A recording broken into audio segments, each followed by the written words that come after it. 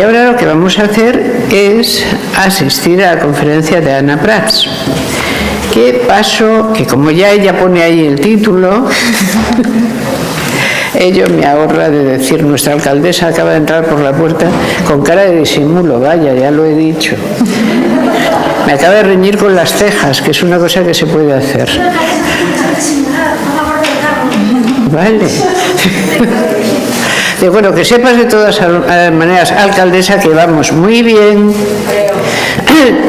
Tenemos en este momento la parte presencial de esta escuela y, como les digo, en red hay 1000 personas asistiendo a ella.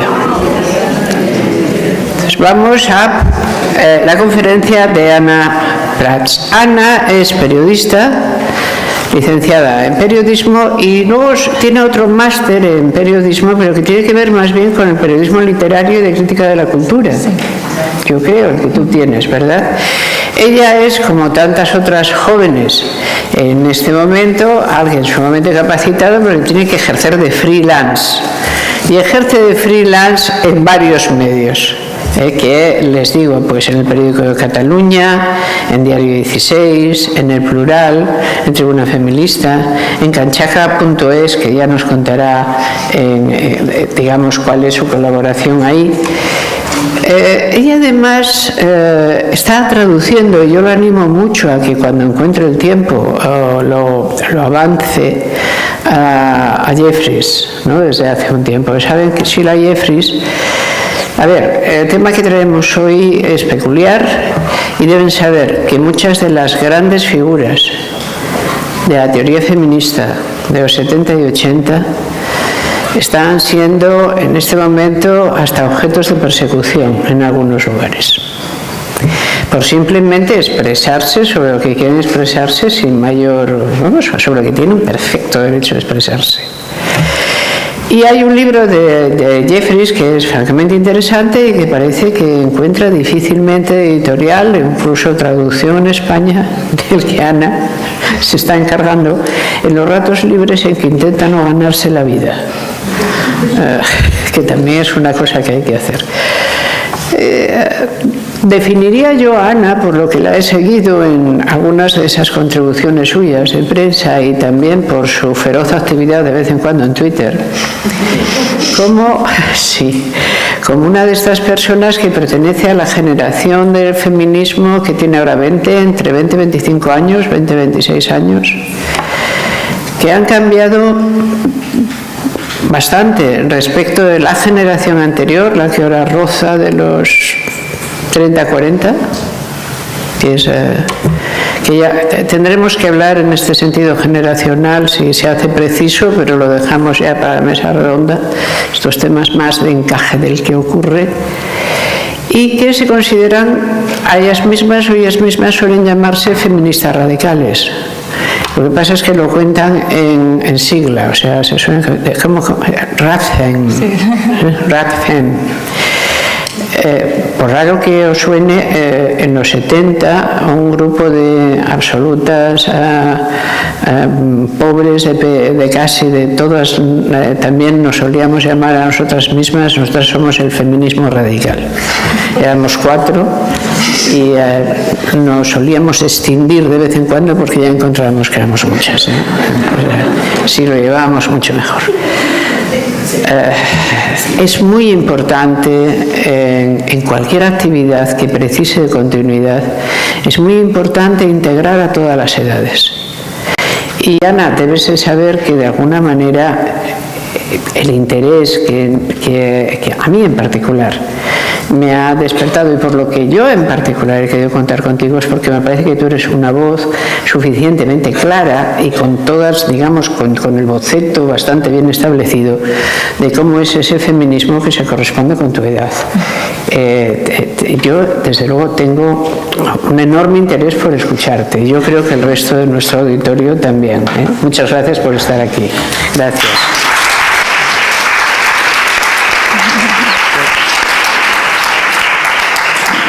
Muchas gracias por esta presentación y estoy muy agradecida por estas jornadas que creo que son muy relevantes e imprescindibles en el contexto actual que estamos viviendo.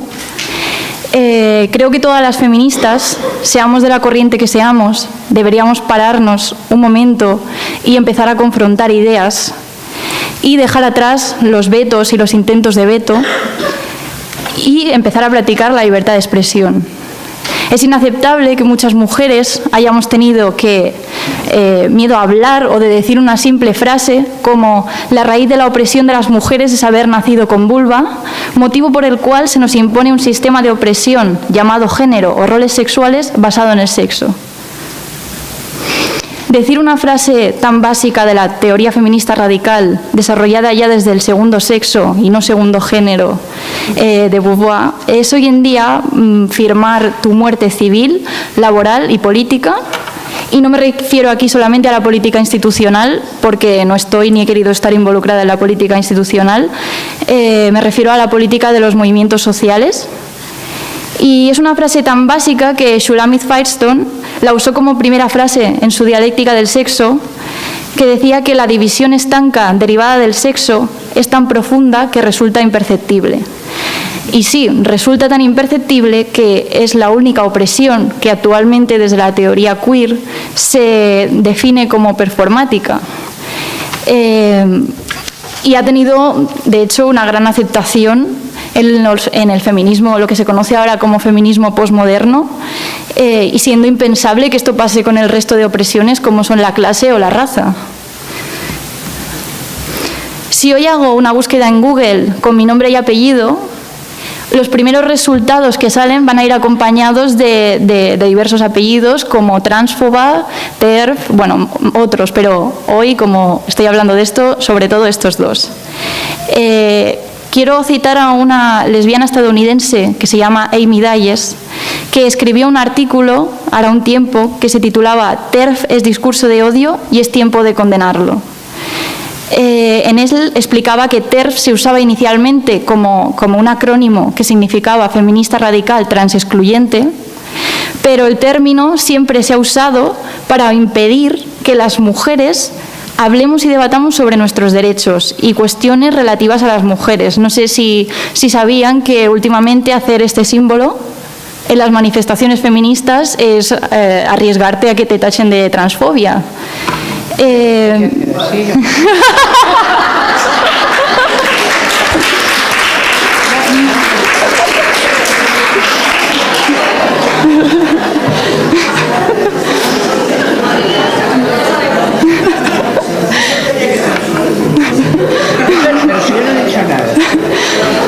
También se utiliza el TERF para impedir que hablemos de nuestras vaginas, de nuestros cuerpos, de la menstruación. Y durante el último año y medio, dice en el artículo, el TERF se ha usado también ampliamente como un discurso de lesbo-odio dirigido a todas las mujeres lesbianas.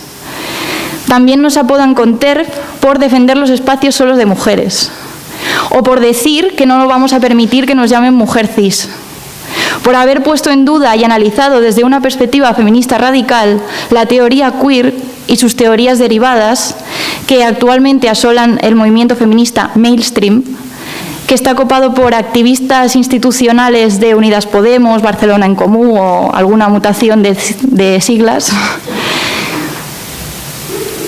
La situación es esta. Las mujeres feministas radicales que hacemos un análisis radical del género como sistema de opresión y no como identidad, estamos siendo agredidas. Primero verbalmente en las redes sociales y actualmente ya se ha pasado al campo de batalla patriarcal real con agresiones físicas. Probablemente lo que diga hoy pues va a ser usado en mi contra y vaya a volver a ser crucificada, pero bueno, sinceramente, en el poco tiempo que llevo dedicándome al activismo, me han dicho ya tantas cosas y he sufrido tantos ataques personales, etcétera, para desprestigiar únicamente, que ha llegado el punto en que ya no me importa, y el hecho de que no me importe demasiado pues me da más libertad para decir lo que pienso en relación a este tema. Quería comentar también esta imagen que me hizo mucha gracia cuando hace poco salió por redes sociales, que decía apoyo a las mujeres y a las mujeres cis, ¿no? Ahora nosotras somos las mujeres cis y las mujeres trans son las mujeres. Y me gustaría empezar hablando de dónde empieza este conflicto y que ha terminado con agresiones físicas a chicas feministas radicales, mujeres lesbianas e incluso a feministas históricas hace unas semanas como a Julie Bindel, que ha provocado que las feministas radicales en Reino Unido tengan que mantener en secreto hasta el último momento la hora y el lugar donde van a realizar sus conferencias o eventos, porque si no sufren boicot y hasta amenazas de bomba para que el acto no se celebre.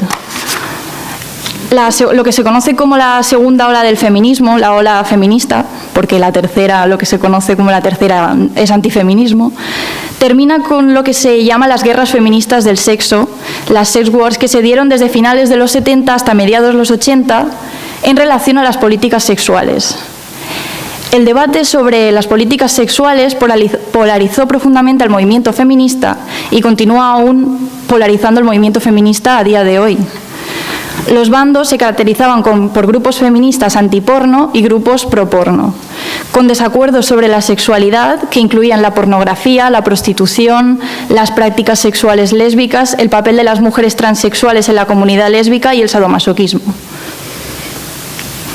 Uno de los choques más memorables entre las feministas pro-porno y antiporno fue en la conferencia Barnard sobre sexualidad en el 82, ya que las feministas que se posicionaban contra la pornografía se las excluyó de estas jornadas y organizaron piquetes para mostrar su desdén. Eran las Women Against Pornography, vistiendo camisetas con las palabras por una sexualidad feminista aquí delante y por detrás contra el sadomasoquismo.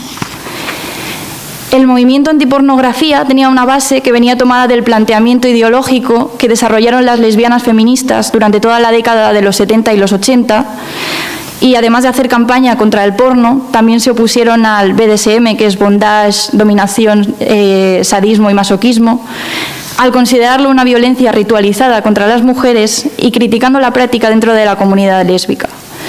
Pero en el 78 se formó una comunidad de mujeres que practicaban el BDSM, llamadas samoas, que consideraba que el BDSM era compatible con el feminismo. Hubo feministas negras como Audre Lorde o Alice Walker que explicaron cómo esta práctica también era racista porque reproducía y sexualizaba las prácticas de la esclavitud del pueblo negro. La prostitución también fue debatida en ese periodo de las sex wars, cuyas detractoras, las más reconocibles, Andrea Dworkin o Catherine McKinnon, afirmaban que se les imponía la prostitución a las mujeres que no tenían otra alternativa. Sin embargo, el otro bando decía que esta posición ignoraba la autoagencia de las mujeres que elegían el trabajo sexual, o sea, más o menos como hoy. Los escritos feministas de esta tercera ola promovían y promueven puntos de vista personales e individualizados sobre temas relacionados con el género, centrados en las guerras sexuales feministas, como la prostitución, la pornografía, el sadomasoquismo. Y pongo como ejemplo siempre que me viene a la cabeza la teoría King Kong de Despentes, que se vende actualmente como un libro feminista y más bien creo que debería venderse como una autobiografía, porque de feminismo no tiene nada. Como explica Ochi Curiel, que es una lesbiana feminista negra, en uno de sus artículos, en esta conferencia del Barnard College del 82, Gail Rubin, que era una lesbiana feminista norteamericana, planteaba desde un análisis neoliberal de la sexualidad que el problema radicaba en la jerarquización de las sexualidades y que en este sentido la heterosexualidad reproductiva y monógama estaba en la cúspide, mientras otras sexualidades eran discriminadas y condenadas. Entonces, mediante esta posición, se hacía una alianza urgente entre lo que ella llamó minorías sexuales, que según ella, de una manera u otra, subvertirían la heterosexualidad. Pero esto reducía el lesbianismo a una sexualidad diferente, restando importancia al lesbianismo feminista de los 70 y los 80, que contenía una propuesta política de transformación en muchos órdenes.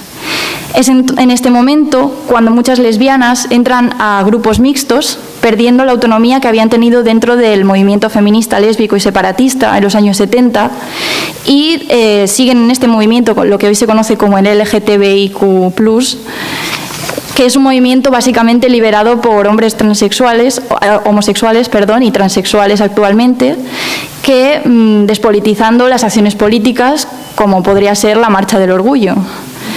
Como explica Curiel, esta diversidad sexual ha pasado a ser la política mayoritaria en los últimos años y muchas lesbianas han entrado bajo lógicas de esta identidad sexual y del reconocimiento sexual pidiendo tolerancia. En esta lógica se sigue asumiendo el paradigma heterosexual como el único válido y legítimo, y es este el que tiene que tolerar a las que somos diferentes, ¿no?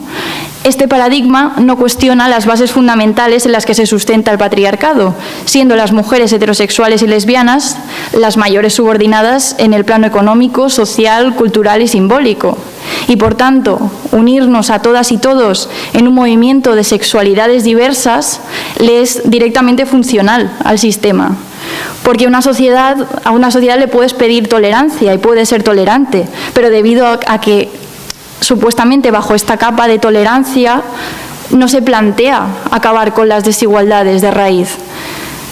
Es funcional al sistema que una sociedad sea tolerante con unas cuantas diversas, mientras no se plantea acabar con la raíz.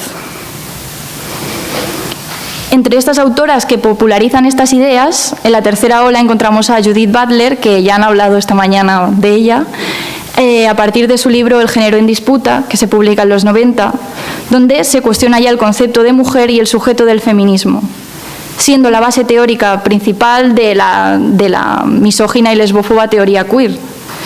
Butler sería responsable, al menos, de tergiversar gran parte de la teoría feminista radical para hacerla encajar con una teoría de las identidades y performática del género. Rápidamente, la teoría queer entraría dentro de las universidades y dentro de los estudios de la mujer, donde actualmente tiene la práctica totalidad de la hegemonía.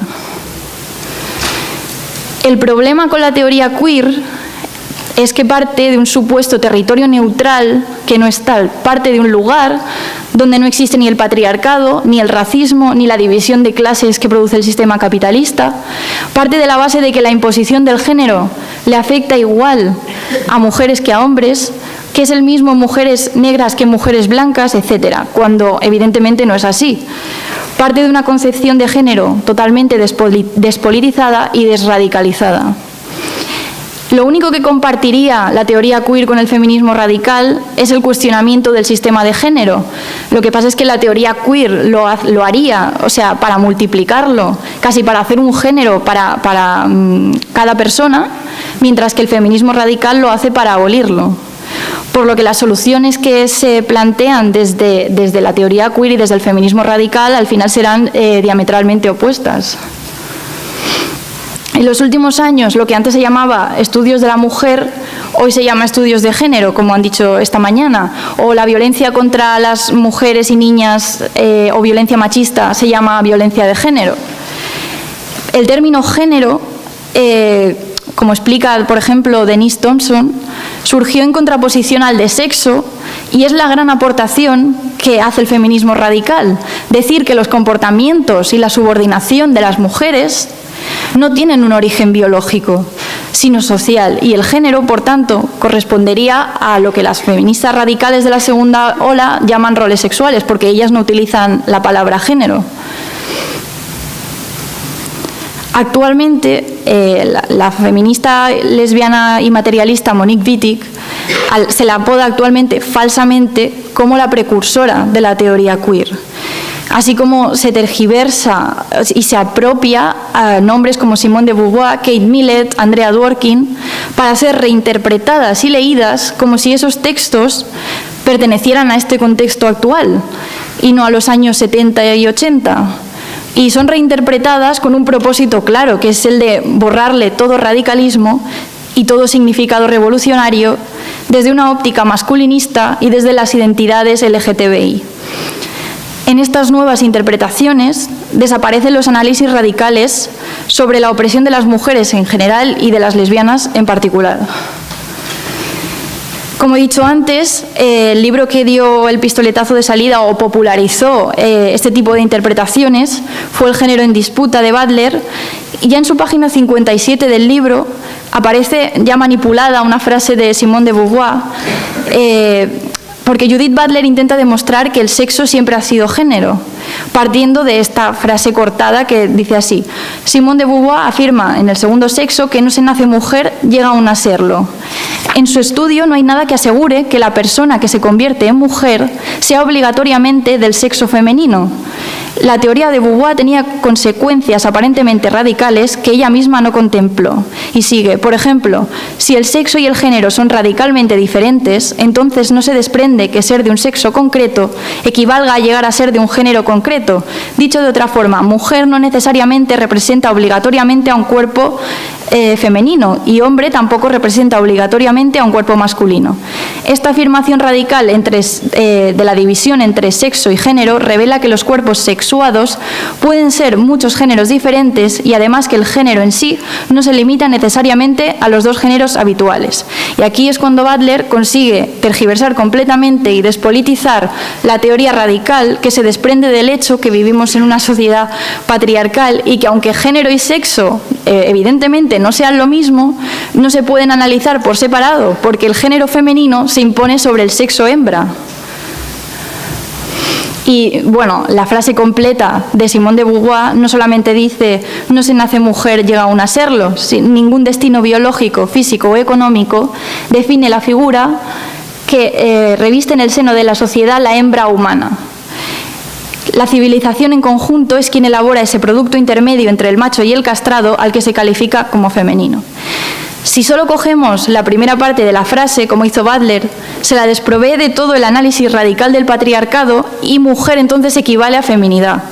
Y cualquier persona de sexo masculino que asuma la feminidad desde su privilegio de casta sexual no solo puede ser mujer, sino que para Butler también es hembra, porque para ella el género siempre ha sido sexo.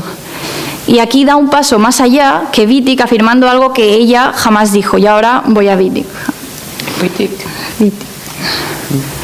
En su ensayo El pensamiento heterosexual diría una frase que en ese momento revolucionaría todo el panorama feminista de la época, porque afirmó que las lesbianas no somos mujeres, porque para ella el sexo era una construcción de la dominación patriarcal que se proyectaba en la dicotomía de hombre y mujer, y cuyo régimen es la heterosexualidad obligatoria.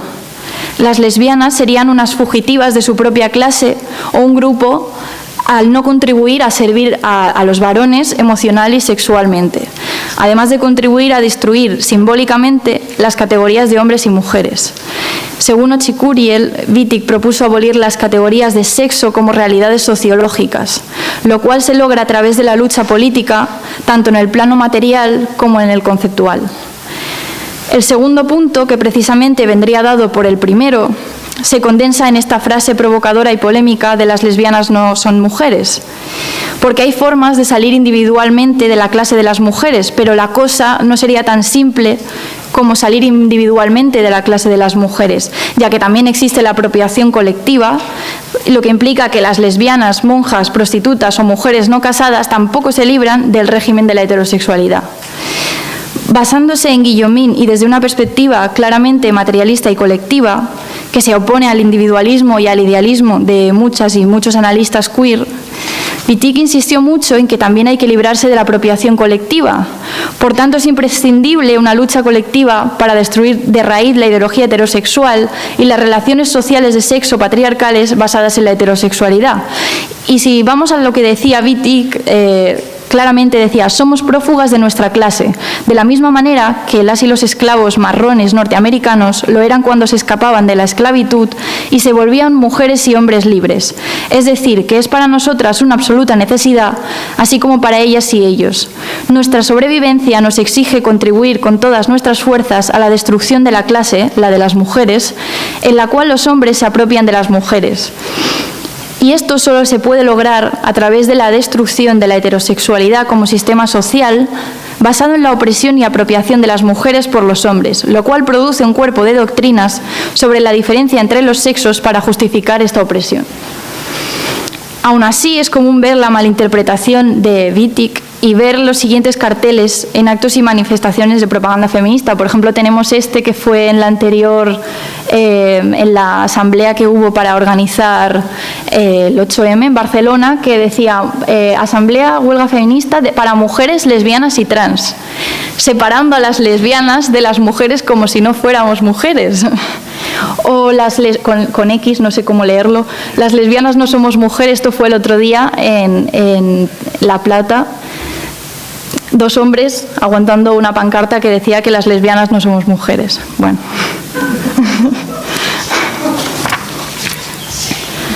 Y aquí viene otro error político y conceptual que creo que tocaría ir subsanando, y que la propia Louise Turcotte, que fue compañera de Wittig, escribe en el prólogo del ensayo, que se explica que no se trata de reemplazar mujer por lesbiana, sino de utilizar nuestra posición estratégica para destruir el sistema heterosexual. Esto ya lo llevan explicando las feministas radicales de la diferencia latinoamericanas, como es la chilena Andrea Franulich, que explica que las lesbianas, si bien abandonamos a los hombres, no abandonamos necesariamente el amor romántico como el opio de las mujeres, y que este es el resultado de negar el sexo como fuente de significados. Las lesbianas no abandonamos ni el amor romántico ni la socialización femenina, ni estamos exentas de haber sido educadas en la heterosexualidad. De hecho, en muchos aspectos se sigue perpetuando el modelo heterosexual dentro de parejas lesbianas, así como dentro de las demandas del colectivo LGTB. Como diría Margarita Pisano, que es otra feminista radical de la diferencia, debemos conceptualizar desde el afuera, aprovechándonos de haber sido excluidas de la historia, pero también aprovechándonos de la posición estratégica separatista de este afuera. Para Franulich, Wittig nos sacaría de una identidad, que es la de las mujeres, para envasarnos en otra, la de las lesbianas, porque nos separa a las lesbianas de las mujeres. Y a la cultura patriarcal le son funcionales las identidades, porque le permiten someter las diferencias a un proceso de uniformización y de esta manera puede administrarlas. Franulich dice también que si Wittig reconoce la historia lesbiana, su genealogía, en la materialidad plena de romper con la heterosexualidad instituida, pero al mismo tiempo niega la diferencia sexual femenina, nos deja entonces con una memoria truncada. El continuum lesbiano y la existencia lesbiana de la que habla Adrienne Rich implican el reconocimiento de la rebeldía y la resistencia, que es un continuo a lo largo de la historia de las mujeres al rechazar el régimen heterosexual, al negarse a casarse y a romper con el servicio material, emocional y sexual hacia los varones. Para que el lesbianismo tenga un sentido político, porque lo personal es político, se debería implicar la identificación en la resistencia que trasciende los vínculos y la sensualidad eróticos. Si dejamos que los hombres definan el lesbianismo, que no puede ser explicado ni igualado a la homosexualidad masculina, seguiremos enclaustradas dentro de la visión masculina patriarcal de la realidad. Porque objetividad, nos diría Adrienne Rich, es lo que conocemos como la subjetividad masculina. Y el lesbianismo y el feminismo necesitan recuperar la genealogía radical y lésbica para ahondar en las raíces.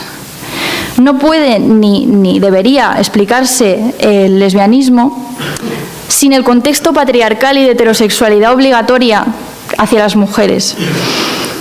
Y el lesbianismo debería definirse desde el feminismo, porque de otra forma caemos en el discurso dentro del orden simbólico masculino y medicalista, que sería el LGTBI, o peor, en el lesbianismo de las identidades, donde cualquier persona de sexo masculino puede ser lesbiana.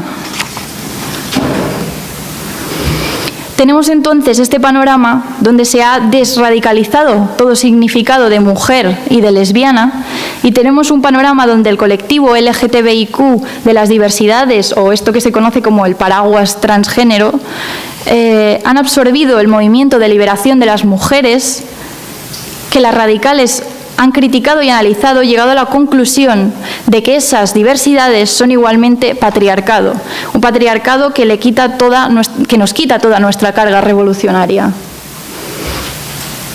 Las mujeres siempre hemos sido lo otro, antes definidas por los hombres como la feminidad, Las mujeres éramos la feminidad, una casta subordinada, creada por y para complacer y servir a una casta superior, que eran los varones, junto con el régimen de la heterosexualidad. Y todo esto supuestamente era un producto de la biología. Nuestra existencia no tenía sentido sin los hombres. Y ahora volvemos a tener el enemigo en casa, pero esta vez en nuestra casa de la liberación. Ahora nos dicen que no podemos volver a definirnos por nosotras mismas y que ya no somos mujeres, que somos mujeres cis. Porque ahora hay dos tipos de mujeres, las que nacemos con vagina y no nos identificamos como hombres, y las que nacieron con pene y se identifican con la feminidad. Todo lo que han luchado nuestras antepasadas feministas se vuelve a derrumbar. Años diciendo que las mujeres no somos nuestra opresión, no somos la feminidad, para que ahora nos digan que si somos lesbianas y no nos gustan los penes femeninos, somos transfobas. Esto es cultura de la violación, esto es patriarcado. Nos acusan de cotton ceiling o de techo de algodón en el sentido de que supuestamente las mujeres y especialmente las lesbianas oprimimos a las personas, a las mujeres transgénero, por no incluirlas en nuestras relaciones sexuales. Es la cultura de la violación que se promueve desde ciertos ámbitos del transextremismo, porque ninguna queremos ser etiquetadas de transfobas. Y a este punto hemos llegado. Nos vuelven a definir en base a otra cosa. Antes respecto a los hombres y ahora respecto a lo trans. Tanto querían derrumbar el binarismo que han vuelto a caer en otro binarismo, porque ahora o eres trans o eres cis. Y no es lo mismo adoptar la feminidad desde el privilegio que haber sufrido la opresión por nacer mujeres. Y yo personalmente no le voy a decir a nadie cómo tiene que sentirse, ni cómo tiene que identificarse, ni mucho menos. Y apoyo personalmente a las personas transexuales porque sufren disforia por haber nacido y vivido en una sociedad con un género en el que no se sienten cómodas. Y tienen derecho, pienso, a vivir en sus propios términos y a que no sean discriminadas, agredidas, asesinadas por ello. Pero lo que no voy a apoyar es el transgenerismo o el culto trans, que nada tiene que ver con la lucha de las personas transexuales. Y he dicho transexual, no sé si sabían que ahora es la nueva palabra prohibida, porque ahora quieren que digamos transgénero. No voy a apoyar una cruzada cuasi religiosa que perjudica no solo a las personas transexuales, sino también a las mujeres, porque nos vuelve invisibles, nos borra, se ríe de toda la lucha radical por la abolición del género y se ríe de toda la lucha de las radicales para que entendiéramos que el género es un constructo social, que las mujeres no somos la feminidad y que la feminidad debería abolirse y no celebrarse ni seguir perpetuándose. No voy a apoyar una ideología que dice a las lesbianas: si no te sientes atraída por personas del sexo opuesto que se identifican como mujeres, eres transfoba. Ni voy a apoyar una ideología tan misógina que llama a las lesbianas coñofílicas, que reduce a las lesbianas a una filia, que quiere aprobar leyes donde baste la autodeterminación en el registro sin ningún otro trámite para cambiarse el sexo en el DNI. Porque creo que todas estas personas no se han parado a pensar en las consecuencias que tendrá todo esto para las mujeres, de que cualquier persona que se identifique como mujer, y no me refiero a transexuales, pueda acabar en cárceles de mujeres, en vestuarios femeninos, en baños femeninos. Se trataría de ponérselo más difícil a los varones, no más fácil. Y no solo eso, ya hay abogados como este artículo, publicando artículos sobre cómo librarse de la Ley Integral de Violencia de Género en el momento en que se aprueben estas leyes. Porque esta ley que quieren aprobar, la conocida como Ley Trans, acabaría con la Ley Integral de Violencia de Género. Porque el maltratador solo tendría que decir: hola, soy mujer, y pasaría a ser considerado violencia entre personas del mismo sexo. Ya no habría agravante por violencia machista. Las feministas siempre se han preguntado qué éramos las mujeres, porque costaba discernir entre los comportamientos y deseos que eran naturales o biológicos y los que eran aprendidos y construidos. Y creo que hoy en día deberíamos seguir teniendo ese debate, pero lamentablemente este debate no existe. porque en las asambleas, en las academias y en todos los lugares y ámbitos feministas se ha aceptado sin ningún tipo de cuestionamiento todo el planteamiento queer, y cualquiera que no lo acepte es transfoba, no es inclusiva y tiene que deconstruirse y revisarse. Y no importa cuánto hayamos leído, experimentado, revísate esa transfobia y acepta el dogma, ¿no? ¿Y cuál es el dogma? Haber cogido textos interpretados por Butler y otros autores y autoras sobre Wittig y decir que el sexo es género y que socializamos individualmente.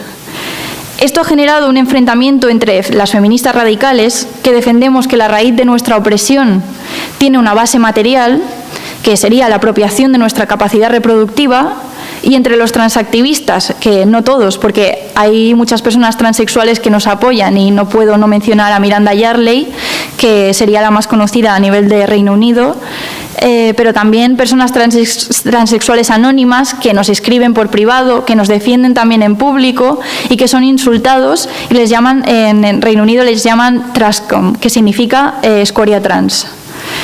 Ahora bien, también me gustaría romper una lanza en su favor y diré que desde el feminismo radical se hace una crítica al transgenerismo, pero creo que no se puede llegar al odio para reivindicar aquello en lo que creemos. Y creo que muchas veces se llega a ese odio porque la misoginia que se destila desde el otro bando es tan fuerte que no hay razón para ser como ellos.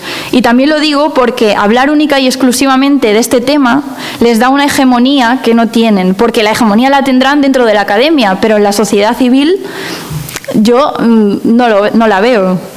Y hablar de ellos continuamente creo que les otorga una hegemonía y una importancia que no tienen, sobredimensionando su impacto. Creo que deberíamos medir bien en qué gastamos nuestra energía, que es limitada, y dedicarla a lo que creo que realmente va a dar sus frutos, y dejar de poner el foco en los varones y ponerlo en nosotras, las mujeres. Volviendo a cómo está la situación actualmente y por qué estamos hablando de esto hoy, voy a poner un poco de contexto, pero aunque creo que muchas conoceréis estos hechos. Voy a poner el vídeo.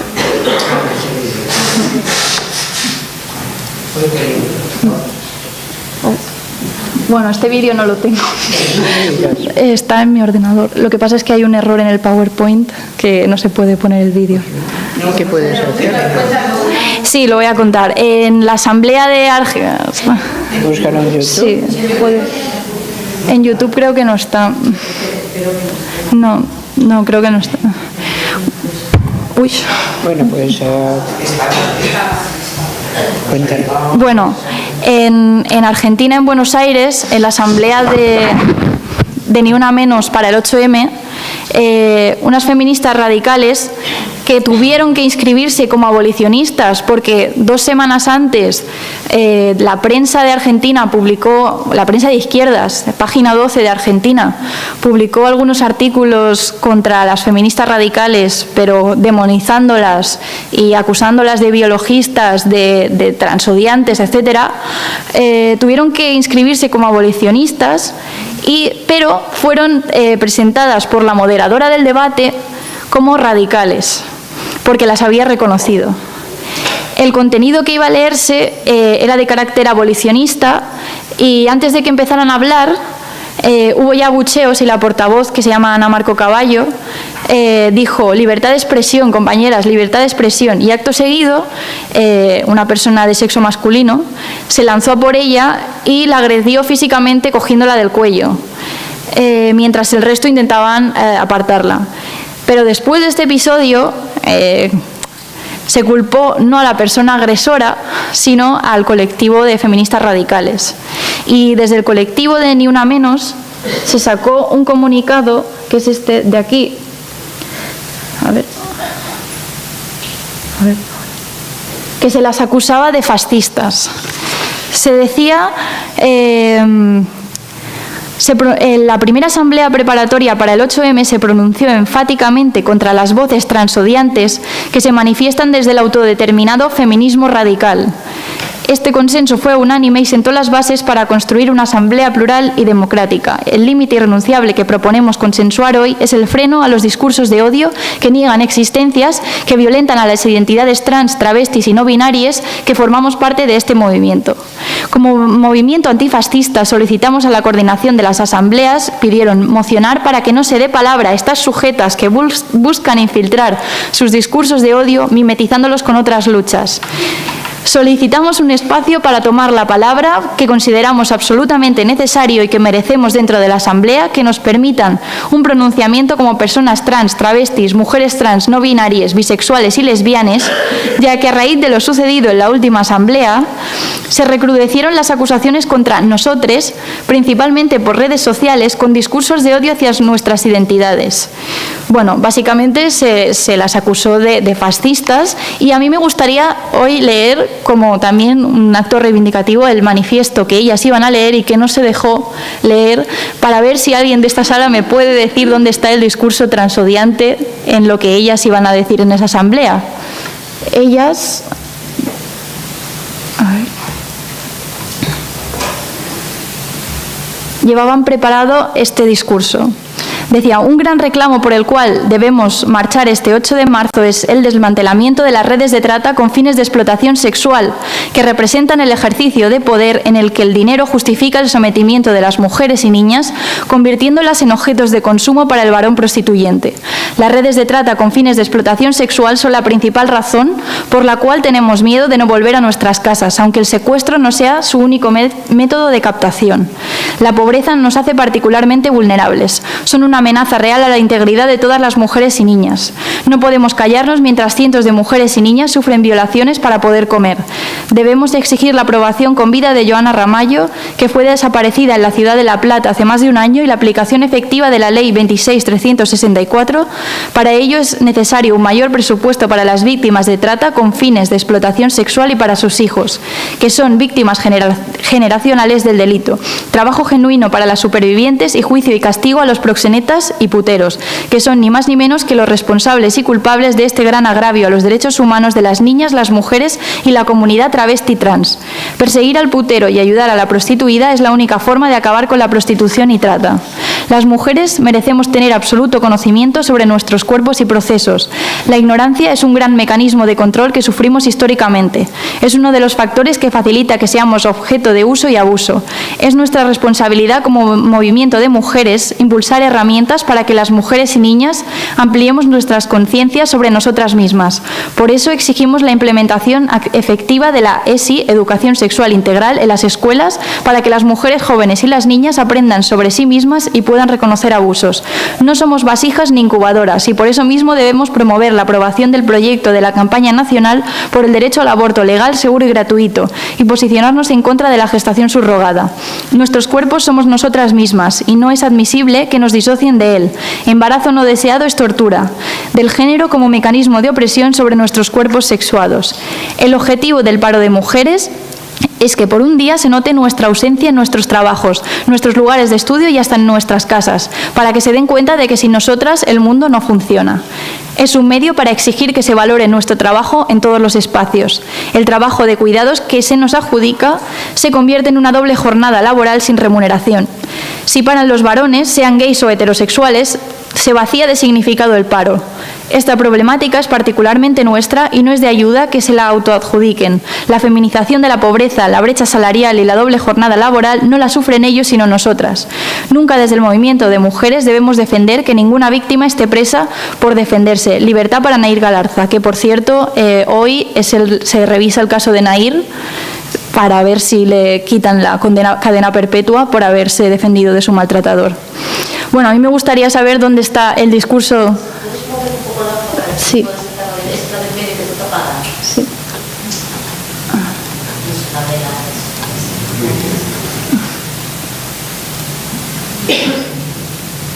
No. Bueno, ahora se ve así. Lo pongo como antes. A mí me gustaría saber dónde está el discurso de odio en este manifiesto y dónde está el fascismo. Sí. ¿Dónde están las voces transodiantes de las que se acusaba? Y no será, digo yo, que quienes acusaron de transodio a estas feministas tenían un objetivo concreto, que era impedir que se defendiera un discurso abolicionista de la prostitución en esa asamblea que es mayoritariamente regulacionista.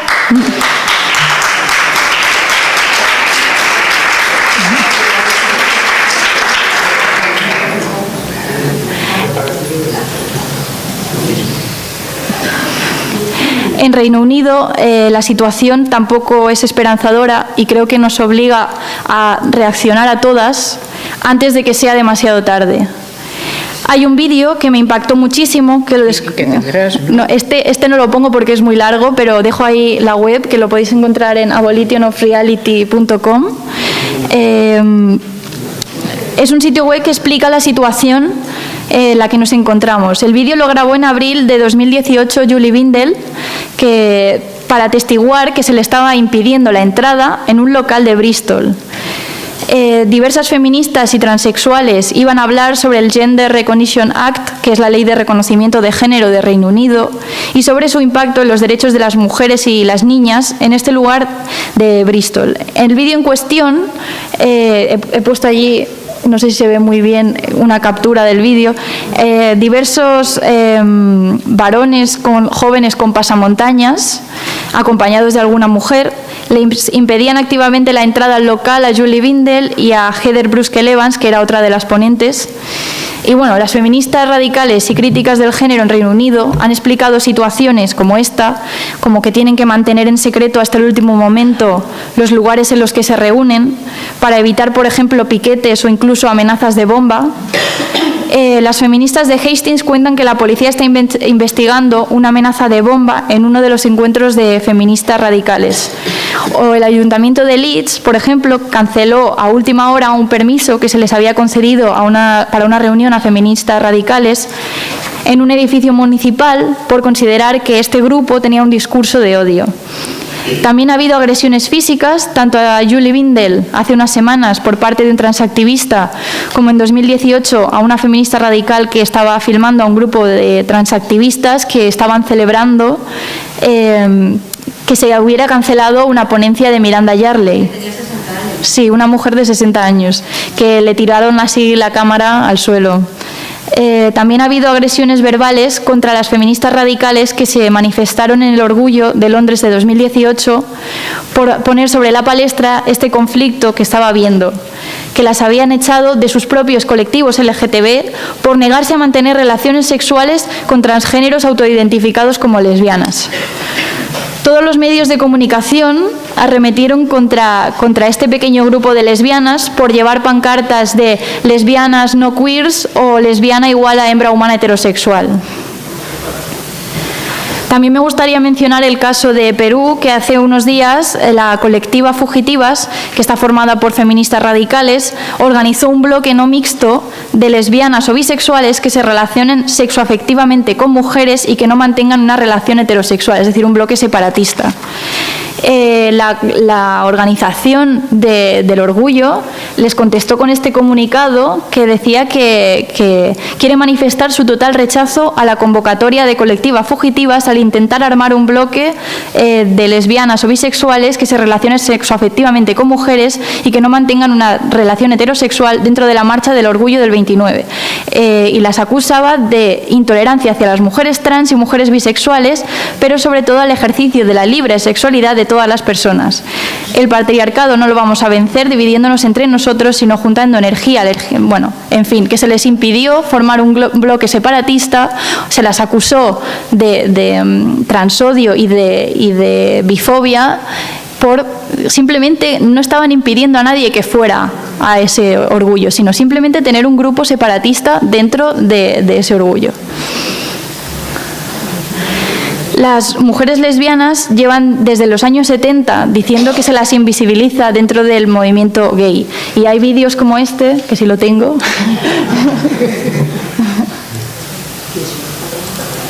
que hace poco... Voy a ponerlo en grande.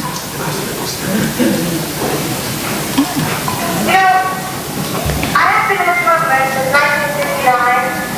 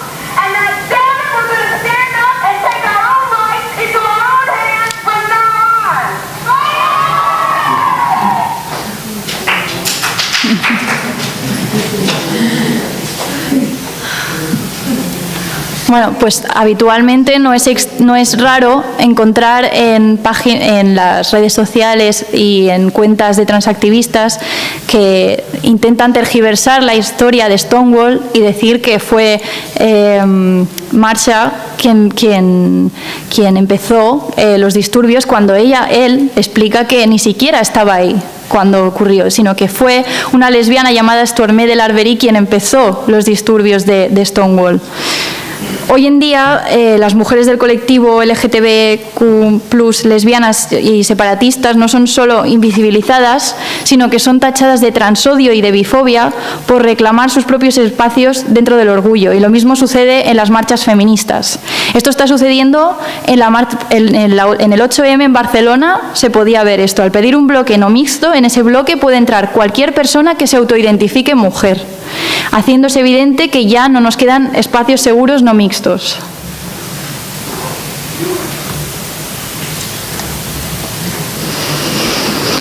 Recopilé hace poco todos los lugares donde he sido vetada por hablar de prostitución con la excusa de ser transodiante. Y voy a decir también aquí que, porque es de vergüenza, que hasta partidos políticos como Izquierda Unida se hayan unido al coro de acusaciones tuiteras que, como se demostró, se materializan luego en 4 o 5 personas con una bandera transcomunista. Mi primer veto fue por Dones Llibertàries en octubre de 2018, porque una mujer de ese colectivo me contactó porque estaban buscando a feministas abolicionistas, porque a la charla que se iba a realizar solamente iban a ir regulacionistas. Un par de días después, esta chica me volvió a contactar y me dijo que desde su colectivo habían decidido vetarme por un discurso de odio y acoso a mujeres trans. Finalmente, se acabó celebrando ese debate a una única voz. También recibí un acoso enorme a través de redes sociales por haber sido invitada a otra ponencia sobre prostitución en el PSC, donde tampoco iba a hablarse del tema género. Pero sin duda no se comparó con el acoso que recibimos todas las ponentes en un acto sobre violencia machista, prostitución y vientres de alquiler en el Partido Comunista de Carabanchel, llegando a sacar incluso el Partido Comunista de Madrid un comunicado donde se decía, y quiero resaltar 2 párrafos de ese comunicado, decía: el PCM cree necesario posponer el acto e incorporar una ponente que dé voz al colectivo trans, ya que diversas organizaciones han expresado su malestar por el planteamiento del acto. Por ello, acordamos que es necesario que la actividad se posponga para trabajar en la construcción de un acto que incorpore la voz de las personas trans. Finalmente, el acto acabó por realizarse desde una página web, esta página web que, bueno, prefiero no decir cuál es, que se publican artículos transfeministas y también se venden chokers, que son estos collares así, que ya solo el nombre me remite a la cultura violenta del porno, porque choke en inglés es ahogamiento. No solo esto, esos collares fomentan la violencia simbólica hacia las mujeres, hacia las feministas radicales, porque en uno de ellos ponen nerf all terf. Nerf en la jerga de juegos de ordenador significa debilitar, debilitarnos más de lo que ya estamos, rompernos más de lo que ya nos rompieron, violencia simbólica de manual. Y esta página web entonces sacó un comunicado, que es este que tengo aquí a la derecha, donde se anunciaba una manifestación delante del local del PC de Carabanchel contra nosotras, pero particularmente contra mí, sacando de contexto tuits concretos y reduciendo todo mi activismo a 4 tuits. En la manifestación fueron 5 o 6, aunque le dijeron a la policía que iban a ser 50 como mínimo, y la policía dijo que como no habían pedido correctamente el permiso, tenían que irse o se les multaría, así que se fueron y retransmitieron en directo su manifestación. Voy a poner unos fragmentos del vídeo que grabaron. Ya. Pues nada, estamos aquí en la puerta de la sede del PC de Madrid, perdón, del PC de Carabanchel, y bueno, hemos entregado el escrito a la policía, nos ha dicho que lo hemos entregado fuera de tiempo, pues esta concentración no es autorizada. Y bueno, pues nos hemos encogido de hombros y nos hemos dicho que vale, y aquí estamos. Todavía no ha pasado nada, hay un poquito de gente que quiere entrar, nosotros estamos aquí y ya veremos lo que sucede. no suceda nada.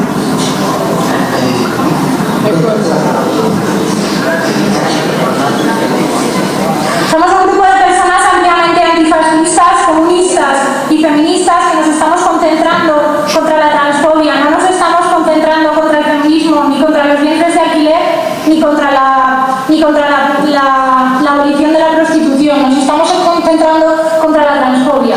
¿Qué eres tú? Puramente. No. Ah, pero tú no eres la Estamos transfobia. bastante asustados Hablan de mí. como por ejemplo, y además tenemos a la policía que nos está diciendo que si esto llega a más de 20 personas, probablemente, y si seguimos concentrándonos aquí, nos caerá una multa. Pero aquí estamos, seguimos intentando.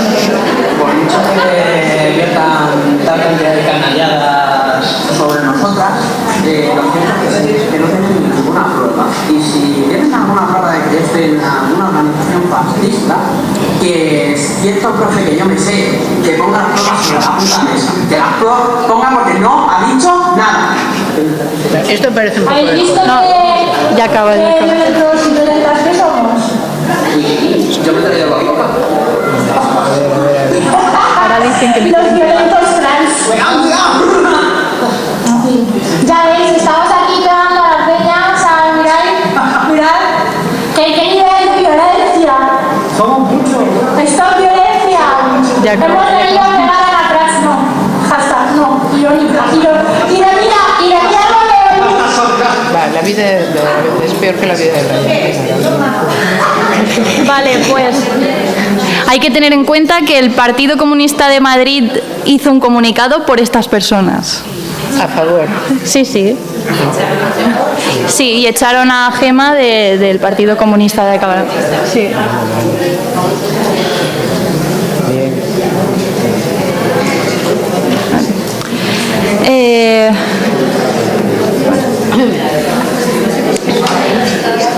Hace poco consiguieron vetarme y expulsaron a la persona que me había invitado, también de otro colectivo que se llama Hiparquía y Melíades de Elche, que forma parte de la Coordinadora Abolicionista de Elche, que a su vez forma parte del Front Abolicionista del País Valencià. Cuando el cartel ya estaba realizado, incluso en el último momento, deciden vetarme por la excusa de ser TERF.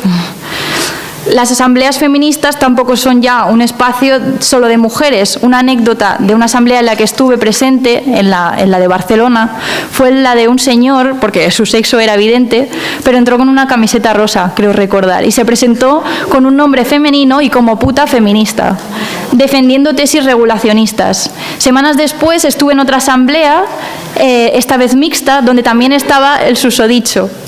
Aquí en esta asamblea sí se presentó con su nombre masculino. Curioso, ¿no?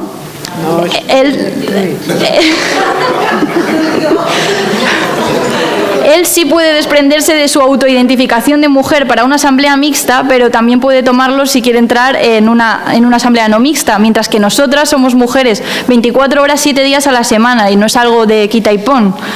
Y ahora me llamo Juanita y me interesa defender el regulacionismo en una asamblea no mixta, y al día siguiente me llamo Juan en una asamblea de anarcomachos. Y es solo una anécdota, pero me lleva al tema de por qué no se puede regular, como se ha hecho en Reino Unido o en Argentina, en base a un criterio subjetivo como es el de la autoidentificación.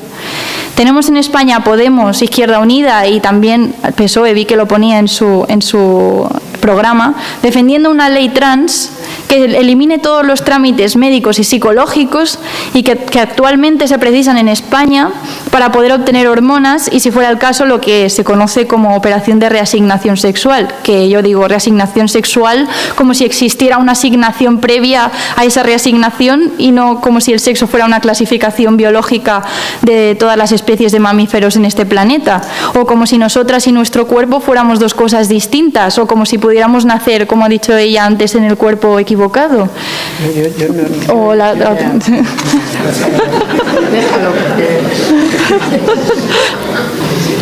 Esto también nos lleva a otra de las patitas de este gran macrófago patriarcal que se apropia de las experiencias de las mujeres y nos borra. Y este es el caso del transgenerismo de mujeres y adolescentes menores de edad lesbianas. Casi la totalidad de mujeres que toman testosterona para desarrollar caracteres secundarios son lesbianas. Desde el año 2000, Un total de 853 mujeres transexuales y solo 12 hombres transexuales se sometieron a cirugías financiadas por el Estado en Reino Unido. Es decir, que el 98% de personas que se operan para cambiarse de sexo en Reino Unido son hombres, son nacidos hombres. Según datos de Sheila Jeffries, que extrae de estudios realizados en Reino Unido y que expone en su libro Gender Hurts, que el género daña o duele, históricamente ha habido una brecha considerable en las cifras que aún se refleja en las personas que reciben actualmente certificados de reconocimiento de género en Reino Unido, porque 3 de cada 4 personas transgénero son hombres, según el Ministerio de Justicia. Según los datos, la mayoría de los varones que transicionan son heterosexuales y en relaciones con mujeres en ese momento, y solo una minoría son varones que tienen relaciones con varones. En el caso de las mujeres que transicionan, la gran mayoría se relaciona sexualmente con mujeres y la mayoría se identificaba como lesbianas y ha sido miembro de la comunidad lésbica durante gran tiempo antes de la transición. Jeffries explica que como resultado de la remarcable carencia de estudios de seguimiento a largo plazo, hay poca información sobre los efectos del tratamiento hormonal en transexuales, pero sin embargo un estudio de seguimiento a corto plazo advierte de que el tratamiento de reemplazo hormonal puede tener sustanciales efectos secundarios médicos, que creo que es importante hablar de ellos porque en ningún sitio en ningún sitio desde el transactivismo se habla de los efectos secundarios que provocan las hormonas en mujeres. Retención de agua y sodio y accidentes cardiovasculares ocasionales, aumento de la eritropoiesis, es decir, desarrollo excesivo de glóbulos rojos que podría requerir sangrías, disminución de la tolerancia a los carbohidratos, disminución del colesterol de lipoproteínas de alta densidad sérica, que es un indicador de arterias dañadas, enzimas del hígado anormales que podrían indicar riesgo de cáncer, obesidad, problemas emocionales o psiquiátricos que incluyen un incremento muy fuerte de la agresividad, humor fluctuante, hipersexualidad o síntomas afectivos o psicóticos y depresión. El estudio advierte que contra el uso prolongado del tratamiento hormonal porque provoca cáncer epitelial de ovario, que podría provocar cáncer epitelial de ovario. Entonces, recomienda la extirpación de los ovarios en personas transgénero de mujer a hombre.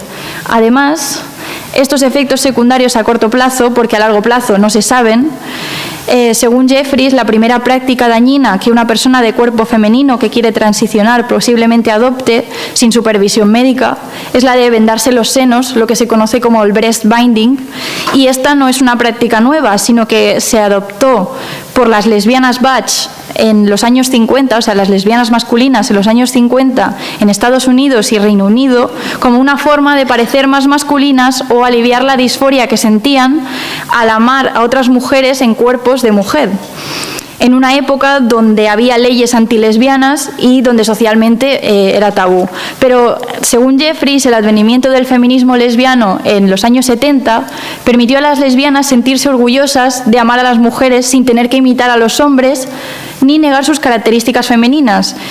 El renacimiento de los juegos de rol del Butch Femme y ahora el transgenerismo ha significado que en las últimas 2 décadas el vendaje de senos ha vuelto a la comunidad lésbica. Uno de los daños que puede provocar este vendaje de senos es dañar permanentemente a las costillas o crear heridas porque se utiliza cinta adhesiva o film transparente en ocasiones. O el desplazamiento de costillas que puede llevar a un daño físico permanente. En cuanto a la cirugía para las mujeres con disforia, puede incluir mastectomía, que es la extirpación de senos, la histerectomía y la faloplastia. La mastectomía puede llevar a una cicatrización severa y este tipo de cirugía de amputación puede llevar a pérdidas graves como la de sensibilidad en los pezones. La faloplastia también, por ejemplo, un estudio francés halló que solo el 9% de las mujeres que transicionaban a hombres y se operaban para tener un pene, entre comillas, solo el 9% sentían sensibilidad erógena al tocar su faloplastia. Y como veis, quitan un trozo de piel de aquí o del muslo para construir ese pene. ¿Sabéis cómo es, no? Es un émbolo. Ya es milagro que se tenga sensibilidad alguna en una piel arrancada de un lugar y puesta en otro. O sea que debe haber algún ángel que protege este asunto. Sigamos. Por tanto, un error que ya nos apunta Jeffries es el de intentar analizar el transgenerismo de las mujeres como si fuera una práctica análoga al transgenerismo en hombres, y que la mayoría de mujeres, y recordemos adolescentes a las que se están dando hormonas cuando aún son menores de edad, es un dato importante que sean lesbianas masculinas, y nos debería dar pistas de que promover esta práctica como subversiva entre la comunidad lésbica no hace aún más que borrar aún más a las lesbianas, es decir, heterosexualizarlas en un mundo donde es más fácil ser una pareja heterosexual que ser una pareja de mujeres. También me gustaría mencionar a todas aquellas compañeras que han encontrado en el feminismo radical una forma de vida para lidiar con la disforia que sienten, para aceptarla, entender el por qué la sufren, por qué odian su cuerpo, su sexo y sus roles sexuales en una sociedad que odia el sexo, el cuerpo y los roles de las mujeres, a la vez que lo explota, lo coloniza y lo sexualiza. Son muchas las que han encontrado en el feminismo radical no una salvación, pero sí un ser conscientes y un autorreconocerse en sus cuerpos sexuados.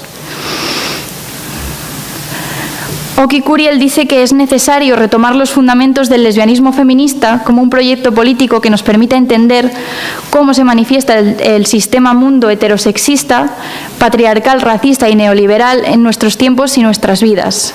El lesbianismo feminista, dice ella, para muchas de nosotras no es ni una identidad, ni una orientación, ni una opción sexual, sino una posición política, que implica entender la heterosexualidad como un sistema y un régimen político. Implica aspirar y construir la libertad y autonomía de las mujeres en todos los planos. Es una propuesta transformadora que supone no depender ni sexual, ni emocional, ni económica, ni culturalmente de los hombres.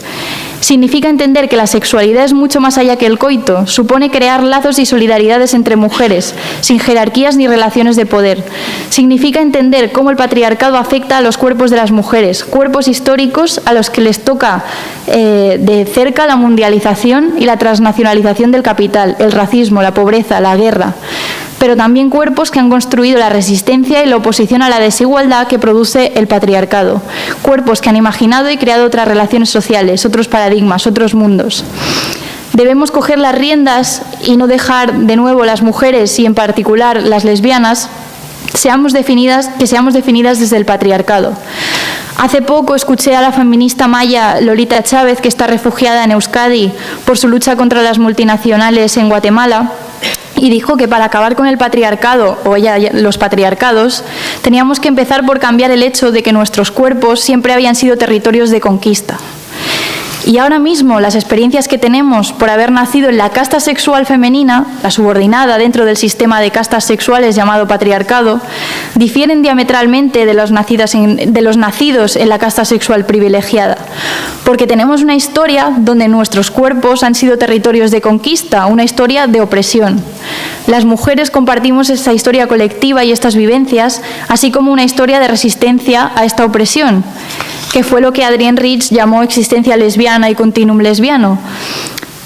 Las mujeres no sabemos quiénes somos aún, y solo recuperando esta historia de resistencias, esta genealogía, estas resistencias al patriarcado, nos diría Rich, podemos empezar a saber quiénes somos y empezar a definirnos en nuestros propios términos. Me gustaría acabar con las palabras de una compañera lesbofeminista mexicana que se llama Nat Rosso, que hace poco manifestaba su preocupación, que también es la mía, porque en un intento por contrarrestar a este relativismo posmoderno y de las identidades, el feminismo radical estaba virando de nuevo hacia determinismos biológicos. Es cierto que el género no se elige y que está basado en la lectura de nuestra realidad material, que son los genitales y órganos sexuales. Es cierto que el feminismo posmoderno pretende eliminar nuestra materialidad como mujeres y pretende relativizarnos y destruirnos así como sujetas políticas, pero, dice ella, no podemos en reacción volver a los determinismos biológicos. No hay solo dos opciones de ver y entender el mundo. Tendríamos que poder sintetizar todas las aportaciones que mujeres de todo el mundo han hecho en la reflexión de nuestra condición en el mundo. Esto implica entender la complejidad tanto de la realidad de nuestro ser mujeres como la embestida antimujeres de los movimientos posmodernos, hijos del patriarcado tardío y el capitalismo posmoderno. Así pues, el género está basado en la lectura del sexo, que es material, tangible e indisociable de nuestro cuerpo, pero también el sexo es una lectura patriarcal de nuestro cuerpo que se convierte en determinación de nuestro ser. Esto se traduciría en opresiones y violencias materiales que no se pueden borrar por dejar de identificarnos, porque el género no es una cosa individual, sino que es una imposición social. Aún así, no somos mujeres por nuestros cromosomas, porque casi ninguna los conocemos realmente, ni por nuestro útero per se, sino por lo que ese cuerpo, por lo que nuestro cuerpo le significa el patriarcado, por la presunta capacidad de parir que ese cuerpo implica y la necesidad de controlar esa capacidad de parir que tiene el patriarcado.